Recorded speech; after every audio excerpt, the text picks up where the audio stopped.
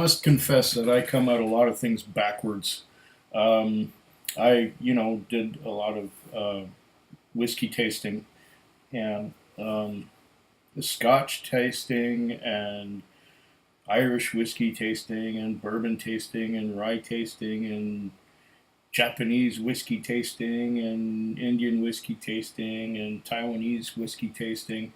Did I forget any? I don't think so. Maybe I forgot one or two. Oh, Welsh. I did Welsh whiskey tasting one time. But being in Canada, you would think I'd be very familiar with all Canadian whiskies. This is not necessarily the case. I have to confess that I have yet to try or do a video about the Canadian Club Premium Original 1858. This is the premium Canadian whiskey. It says gold medal winner for where? Spirits, was that San Francisco? Oh, gold.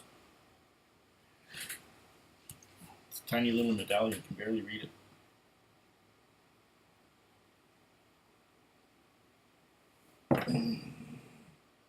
They make it so small.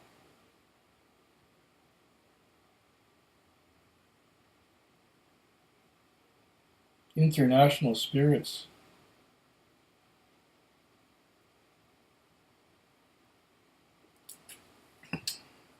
International Spirits something. It's got some dust on it because this was actually the first bottle I bought in 2018. I have by no means gone through my 2017 purchases yet. I still have a few to go. Several, actually. Quite a few. But this was the first bottle that I bought in 2018. And I'm going to open it now and try it, because how could this channel be complete without trying Canadian Club? And the channel originates in Canada. I mean, nah. All right. Let's get the plastic screw cap off. And I will pour me a dram. This stuff was wildly popular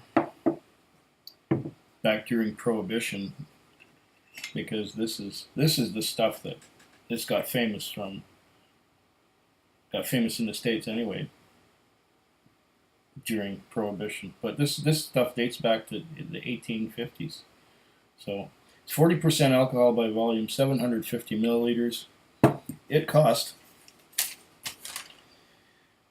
$25.39 out the door, including taxes and bottle deposit and everything else. So $25. Can you go wrong for $25? The stuff is popular. It sells all over the world. I think most people use it as a mixer. I'm about to find out what I think of it. It's also a whistle letter, because today I'm going to do a couple other whiskeys that have a lot more ABV and probably a lot more flavor. Yeah.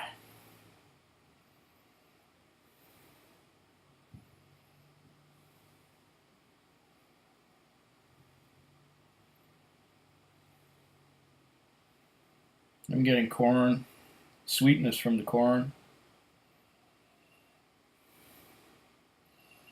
Nothing harsh or jarring or offensive.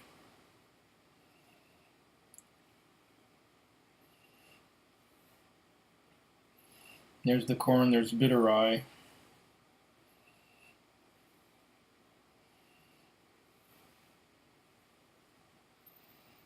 %. I don't know what else is in there. What else did they blend with the corn and the rye?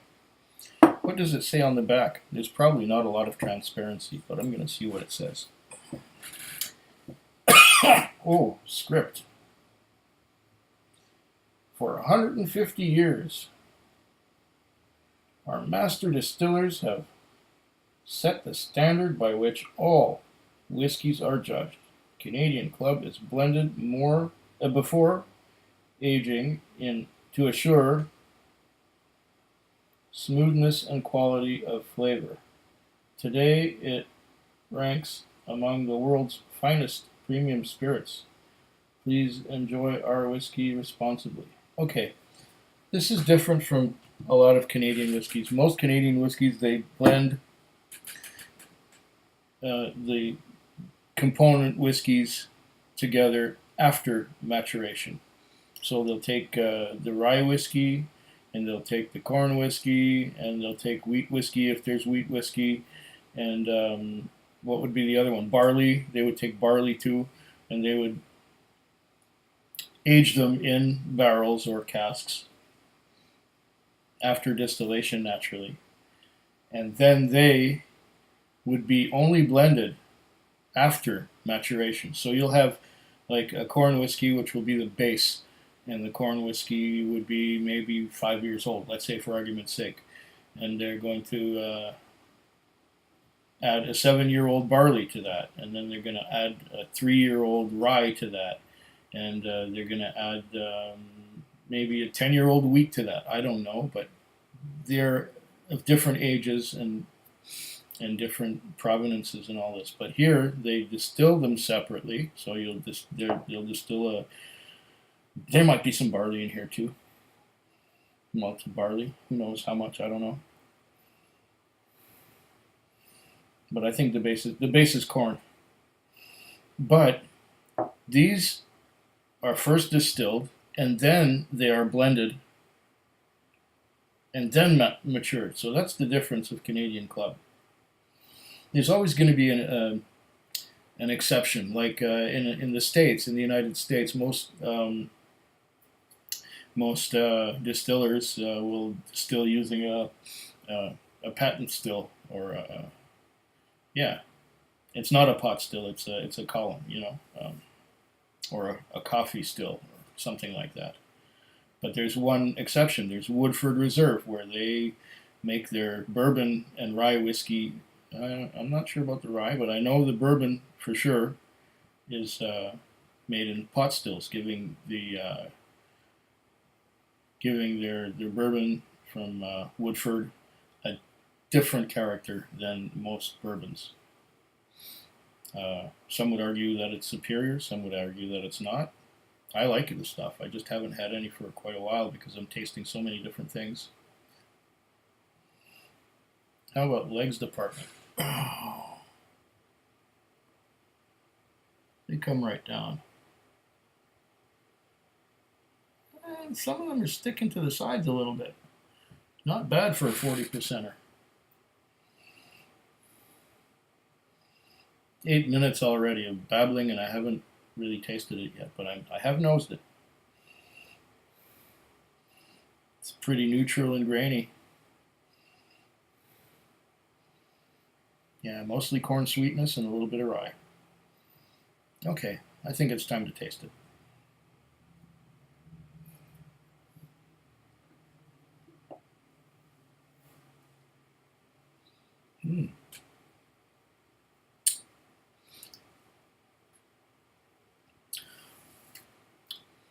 It's very mouth-watering. It's quite sweet. There's a touch of bitterness at the end. And it's not an unpleasant bitterness. It's very smooth. That was just the first sip. I'm going to have to do that again.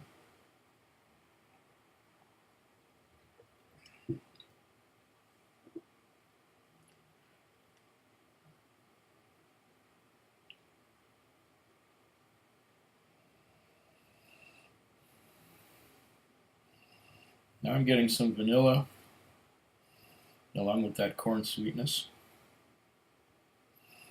which I sort of got before, but it didn't really stand out enough for me to talk about it. Caramel, not so much as vanilla. Well, maybe a bit. Yeah. Okay, now that I'm pulling a little more out of it, Sweetness from the corn, vanilla, some caramel. You have to dig a little harder for the caramel, but it comes out. Once again, the flavor.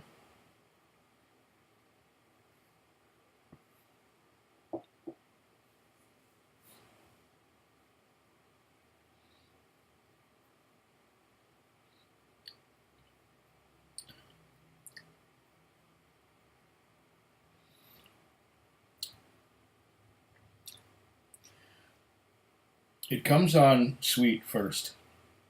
You get the corn sweetness. And then it does a kind of a metamorphosis. And then you start tasting rye. You start getting a bit of a bite from the rye. And then towards the end, this bitterness creeps in, leaving a bitter aftertaste that lingers and lingers and lingers. It's still there, the bitter aftertaste. Somewhere in the middle between the sweet and the rye, there's a little bit of caramel and maybe a bit more vanilla than caramel, but it's all in the background. Mostly you get that sweetness, then there's that bite from the rye, and then a long, lingering, bitter aftertaste that slowly, gradually changes to a dryness. It's a little astringent after that long, bitter aftertaste fades. Now I'm just left with a dry mouth. Well, that's Canadian Club. It's not really a sipping whiskey. It's meant for mixing, and as a mixer, it'll probably do the job.